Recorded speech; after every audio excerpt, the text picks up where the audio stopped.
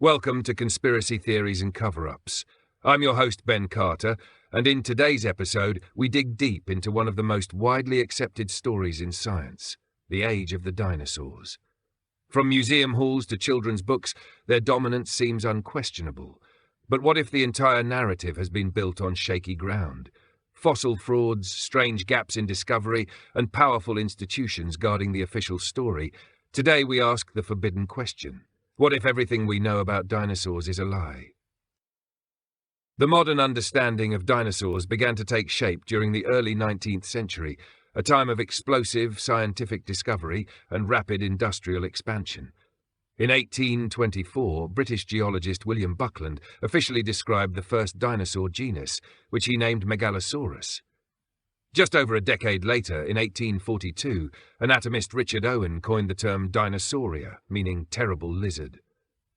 This was not merely a scientific classification, it was the birth of a narrative.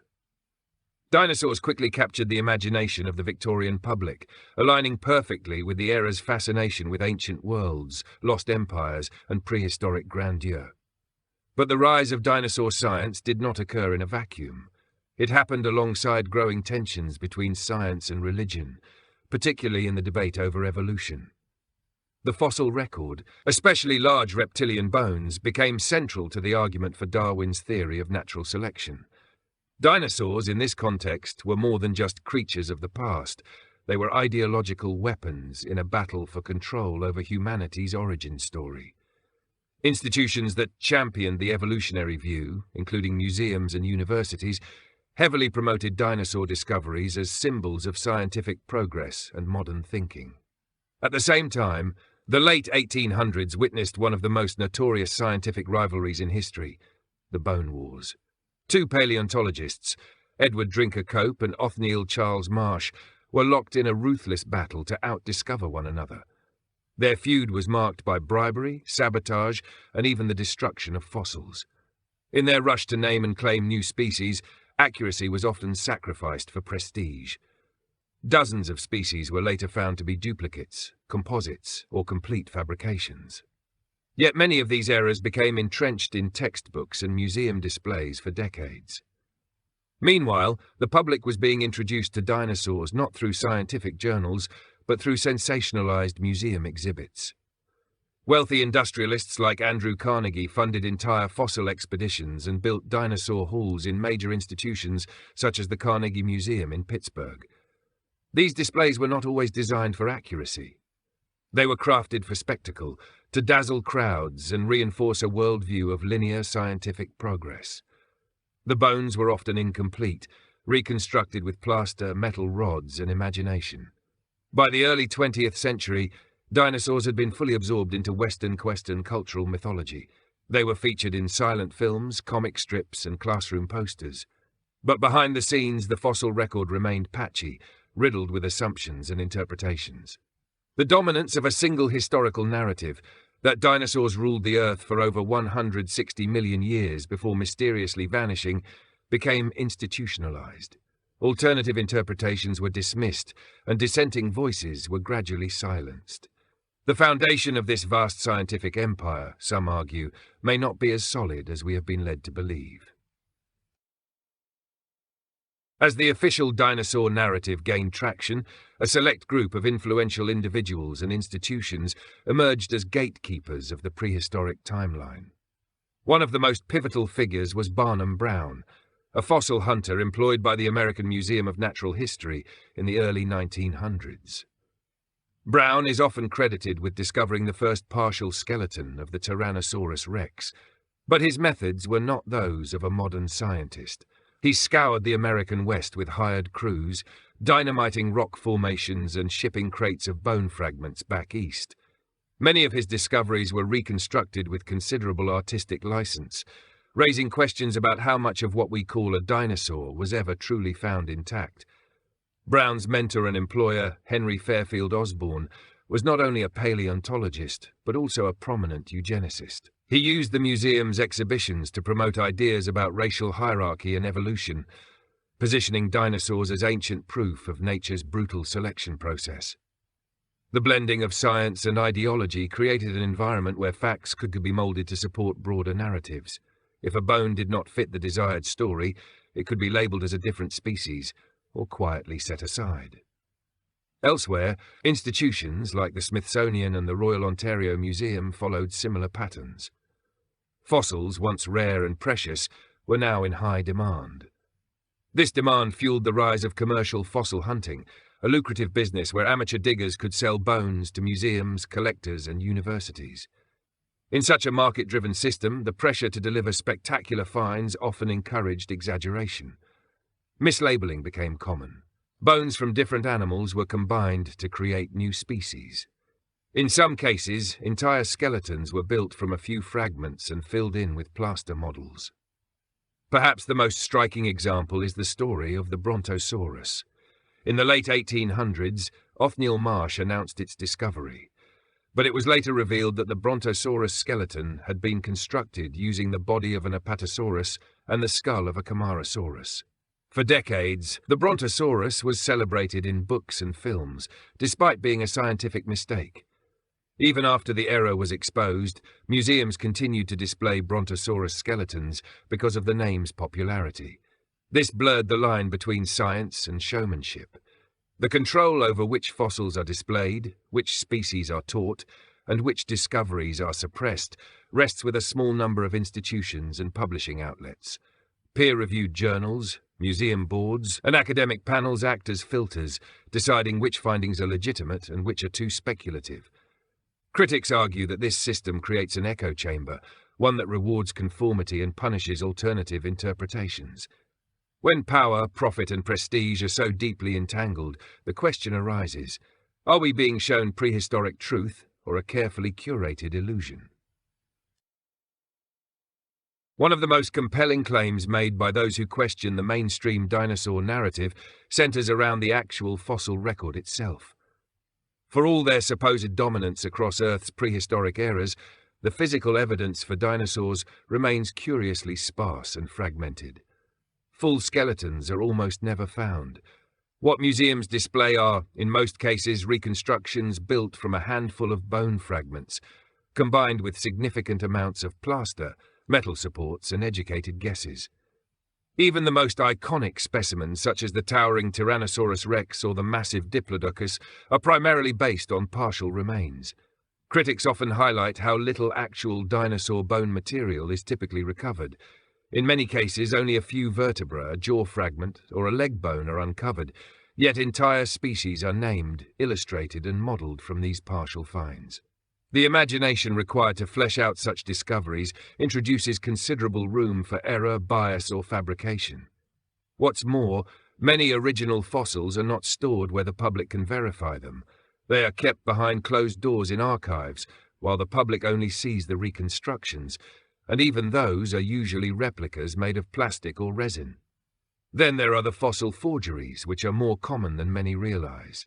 In China, a fossil-rich country with strict export laws, numerous dinosaur fossils sold to Western museums and universities have later been found to be composites or outright fakes.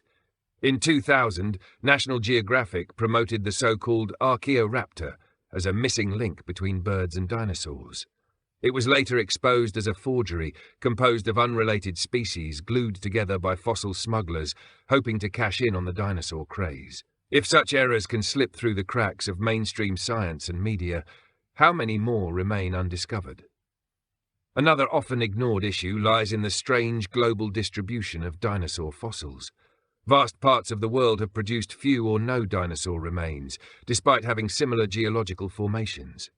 The vast majority of major dinosaur discoveries have occurred in a few concentrated zones, parts of North America, China, and Mongolia, often in regions already tied to state-funded excavation efforts or institutions with a vested interest in promoting fossil finds. The geographic clustering raises questions about whether we are seeing a true reflection of ancient ecosystems or the outcome of targeted, sometimes economically motivated digging. Supporters of the mainstream narrative argue that the fossil record is incomplete by nature and that fragmentary evidence is to be expected. But critics counter that this very incompleteness should demand more caution, not certainty. when the bones themselves are few and far between, when some are proven fake, and when interpretations change from one decade to the next, how firm can the foundation of dinosaur science truly be? And how much of what we think we know is based not on evidence, but on assumptions passed down from museum to museum, generation to generation? To understand the strength of the claims made by mainstream paleontology, we must examine how the core evidence is analysed, categorised, and ultimately presented to the world. Much of the modern dinosaur record is built upon techniques that are not as precise as many believe. Radiometric dating, often held up as the gold standard for determining fossil ages, relies on the assumption that decay rates of radioactive isotopes have remained constant over millions of years. Yet, even small shifts in environmental conditions, cosmic radiation or chemical exposure could potentially alter these rates. Some geologists argue that the dating methods used can yield vastly different results depending on which isotope is selected or which layer the sample is taken from. This introduces uncertainty, especially when the difference between two geological periods might be tens of millions of years. Fossil identification also leaves much to interpretation. When a new bone is found, its classification depends heavily on comparative anatomy. Paleontologists compare it with known specimens, trying to determine whether it belongs to an existing species or represents something new. But when only a few bones are available, the line between a new species and a variation of a known one becomes blurred. This has led to what some researchers call taxonomic inflation, where slight differences in shape or size are enough to declare a new genus or species. The incentive structure behind these decisions is worth noting. Naming a new dinosaur often brings fame, publication, and funding. Another cornerstone of dinosaur science is the idea that birds evolved from small feathered dinosaurs. This theory is supported by a growing body of fossil evidence, primarily from China, showing feathered creatures with both avian and reptilian features. But critics argue that this narrative has become self-reinforcing. When researchers find a fossil with feathers, it is often assumed to be a dinosaur. When a fossil appears reptilian, it is sometimes retroactively assigned bird-like traits. This circular reasoning, they say, makes the theory difficult to challenge. The case of Archaeopteryx, long thought to be the earliest bird, shows how interpretations can shift. Once held up as a definitive link between dinosaurs and birds, some scientists now argue it may have been a unique offshoot, not a true ancestor of modern birds. There is also the issue of artistic reconstructions. The vivid, dynamic images of dinosaurs we see in textbooks and documentaries are not photographs, they are speculative models. Skin texture, muscle mass, posture, and coloration are all inferred. Sometimes, the same fossil has been reconstructed in entirely different ways, depending on the prevailing theories of the time. A creature once shown dragging its tail along the ground is later depicted running like a bird. None of these reconstructions are inherently wrong, but they reveal how flexible and interpretive dinosaur science can be. The line between evidence and imagination is thinner than it appears. Those who defend the conventional dinosaur narrative often argue that science is inherently self-correcting. They claim that over time, errors are weeded out, frauds are exposed, and what remains is a clearer understanding of prehistoric life. However, skeptics of dinosaur science point to a pattern, not of open inquiry, but of selective skepticism. Alternative viewpoints, especially those that challenge the foundational assumptions of paleontology, are frequently dismissed as pseudoscience without meaningful engagement. When reputable researchers raise doubts about fossil classification, dating methods, or evolutionary links, their work is often ignored or relegated to obscure journals. There is also the matter of institutional inertia. Once a theory becomes embedded in textbooks, museums, and public consciousness, it becomes extremely difficult to challenge without professional risk.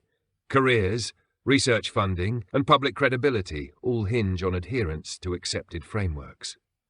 This dynamic creates a chilling effect, discouraging young scientists from pursuing controversial lines of inquiry.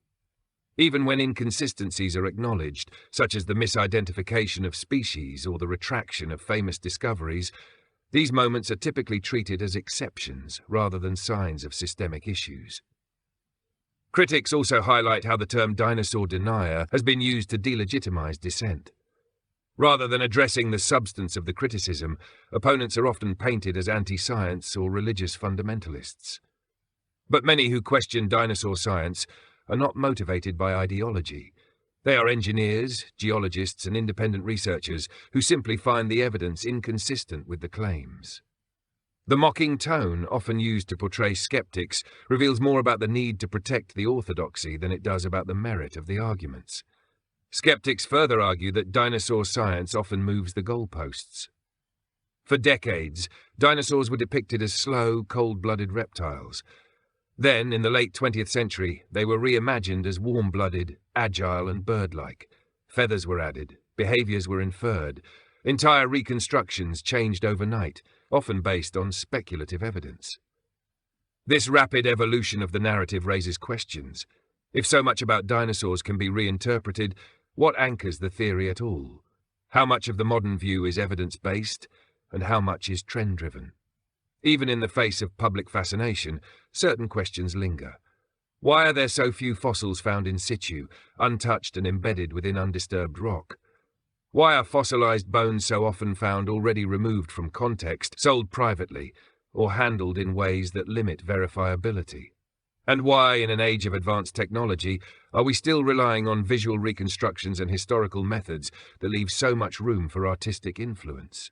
These questions, critics argue, do not require rejection of all paleontology, but they do call for more transparency, more humility, and a willingness to consider that the story we have been told, the story etched into museum walls and animated on our screens, might be more myth than fact.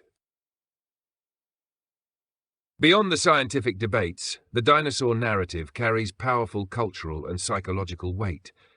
It is not simply a story of ancient reptiles. It is a modern myth, one that speaks to extinction, dominance, and the fragility of life on Earth. From a young age, children are taught about dinosaurs as a gateway to science, evolution, and natural history.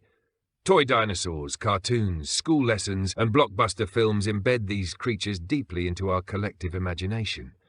But some researchers argue that this myth-making function is no accident. It serves a larger purpose, to shape how we see the world, our past, and our future. In this view, dinosaurs are not just extinct animals. They are symbols of nature's cold indifference and the inevitability of death on a planetary scale. Their story reinforces a worldview where extinction is natural, life is fleeting, and humanity is the current apex, but only temporarily. The asteroid impact theory, for example, suggests that all species, no matter how dominant, can be wiped out instantly by cosmic forces beyond their control. This fosters a subtle undercurrent of existential fear, a fear that fits neatly into broader cultural narratives about climate change, overpopulation, and future collapse. The imagery surrounding dinosaurs also supports the ideology of progress. By presenting dinosaurs as lumbering, primitive beasts who were replaced by more advanced mammals, including humans, the narrative reinforces a linear view of evolution. It aligns with the idea that history is a march toward complexity, intelligence, and control over nature. This viewpoint fits perfectly within a technological society that prizes development, conquest, and mastery over the environment. The past is portrayed as wild and chaotic, while the present is seen as ordered and superior. Some theorists go further, suggesting that the dinosaur narrative plays a role in preparing society for more controversial ideas, such as extraterrestrial life or even controlled extinction events. If we accept without question that species once dominated the planet for millions of years and then vanished, it becomes easier to accept that humanity too could be removed from the equation, or replaced. This line of thinking has emerged in fringe circles, linking ancient extinction events with advanced non-human intelligences, suggesting that the disappearance of the dinosaurs may have been intentional, not accidental. Moreover, the central institutions that curate dinosaur science, museums, universities, science media, often serve as arbiters of truth in many domains. When they present dinosaur history with authority, it builds trust not just in paleontology, but in the scientific establishment itself. This trust, once established, extends to other narratives, about health, technology, history, and even politics. The dinosaur story, then, is not just about fossils. It is part of a larger structure of belief, one that subtly shapes how society interprets both the past and the present. The influence of the dinosaur narrative extends well beyond scientific journals and academic conferences. It has become a cornerstone of popular media, commercial branding, and public education. From Hollywood blockbusters like Jurassic Park to the countless documentaries aired on television channels dedicated to science and history, the image of dinosaurs has been shaped by storytellers as much as by scientists. These portrayals are not neutral. They often reflect the dominant assumptions of the time and reinforce specific cultural values. Dinosaurs are shown as aggressive, primal forces of nature, either to be feared or admired. This characterization plays into broader narratives about power, evolution, and survival. The Jurassic Park franchise, beginning in the early 1990s, played a significant role in revitalizing public interest in dinosaurs. But more than that, it reframed how dinosaurs were seen. The creatures in these films were not just scientific reconstructions. They were designed for entertainment. Their behaviors, sounds, and movements were built with dramatic tension in mind. The velociraptor, for instance, was depicted as a highly intelligent pack hunter, despite limited fossil evidence supporting this behavior. Yet because the film's visuals were so convincing, these fictional traits became accepted as fact in the public mind. Museums and educational institutions followed suit, updating their exhibits to reflect the new dinosaur image. Animatronic models, immersive experiences, and digital recreations replaced static displays. These exhibits are highly engaging, but they also blur the line between education and entertainment. Visitors are rarely told how much of what they see is speculative. Instead, the presentation is polished, authoritative, and rarely invites skepticism. The result is a form of passive indoctrination, not through conspiracy, but through repetition and spectacle. Merchandising has also played a powerful role in shaping the narrative. Dinosaur imagery is used to sell everything from cereal to clothing to children's books. These representations reinforce a specific version of history, one that is exciting, visually striking, and deeply embedded in consumer culture. The repetition of these images from an early age normalizes the dinosaur story to the point where questioning it feels absurd or even offensive. Educational curricula further reinforce the accepted narrative. Children are introduced to dinosaurs in early elementary school, often before they have developed critical thinking skills. Textbooks present fossil reconstructions as facts, rarely distinguishing between bone fragments and full skeletons, or between direct evidence and interpretation. By the time students reach higher education, the framework is already deeply ingrained. Alternative theories are seldom presented, and when they are typically framed as fringe or irrational. All of this contributes to the creation of a social script, a shared story that people assume is based on undeniable evidence. When challenged, this story is defended not just by scientists, but by an entire cultural apparatus that includes filmmakers, educators, journalists, and even toy manufacturers. It becomes more than a scientific theory. It becomes a cultural identity, protected by media narratives and reinforced through every available channel. Within the shadow of the mainstream dinosaur narrative, a variety of alternative theories and fringe interpretations have emerged. Theories that challenge not just the details, but the entire premise of prehistoric life as we understand it. These ideas are rarely given serious attention in academic circles, but they persist nonetheless, fueled by deep suspicion of institutional authority and growing interest in forbidden knowledge. While they vary widely in scope and credibility, these perspectives offer a window into how deeply the dinosaur narrative intersects with questions of power, belief, and truth. One of the most provocative claims is that dinosaurs never existed at all, at least not in the way we have been told. Proponents of this theory suggest that the entire concept of dinosaurs was invented in the 19th century, during a time when new evolutionary frameworks required dramatic examples to illustrate vast timescales. They point to the suspicious timing of the first dinosaur discoveries, which conveniently coincided with the rise of Darwinian theory and the secularization of science.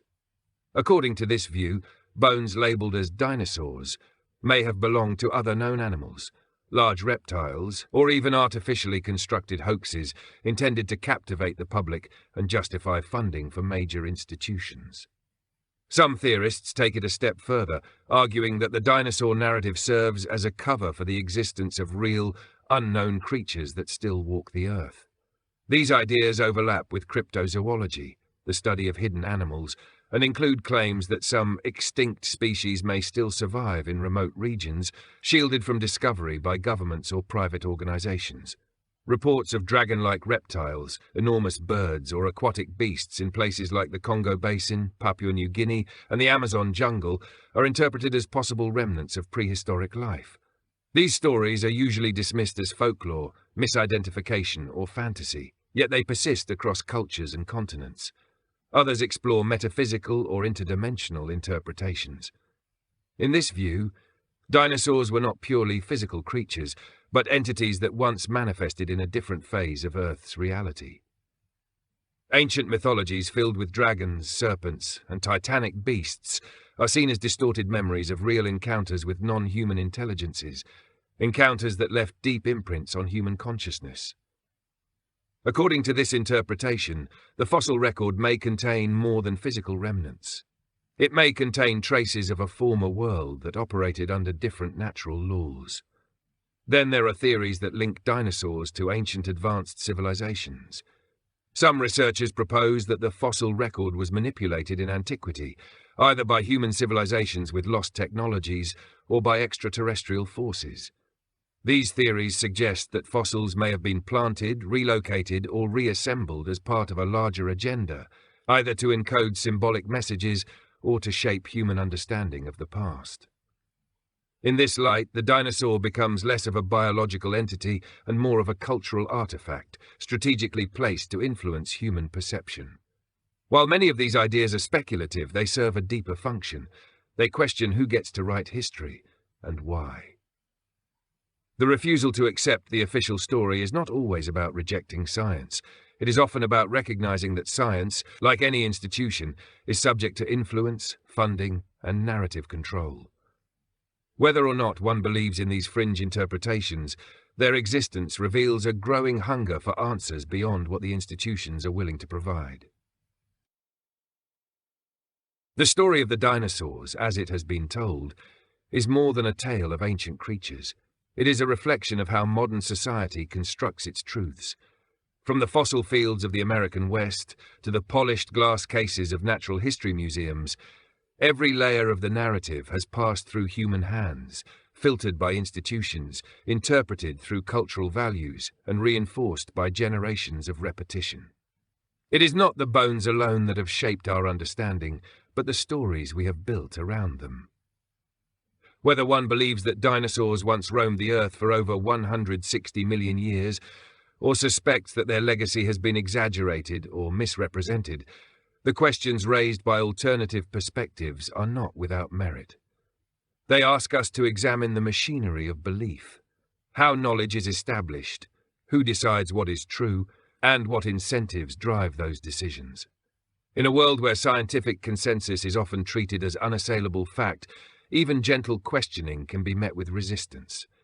Yet it is in that space of questioning where the most important insights often arise. The purpose of revisiting the dinosaur narrative is not to dismiss science, but to illuminate its human dimension. Fossils are real, bones are found, but what those bones represent, how they are interpreted, assembled, and presented, is ultimately a human endeavor. And like all human endeavors, it is shaped by ambition, imagination, and sometimes error. When museums display skeletons made mostly of plaster, when documentaries animate behaviors that cannot be proven, and when scientific disagreements are masked by public certainty, we must ask, where does evidence end and storytelling begin? In confronting the possibility that much of what we believe about dinosaurs may be incomplete, exaggerated, or even manipulated, we are not rejecting discovery, we are reclaiming curiosity. There is a vast gulf between skepticism and denial. To question is not to destroy, It is to seek, to explore, and to remain open to the possibility that history, even prehistoric history, may be far stranger and far less settled than we have been led to believe. Thanks for listening. This has been another episode of Conspiracy Theories and Cover-Ups. If you enjoyed today's episode, be sure to follow us wherever you listen to podcasts.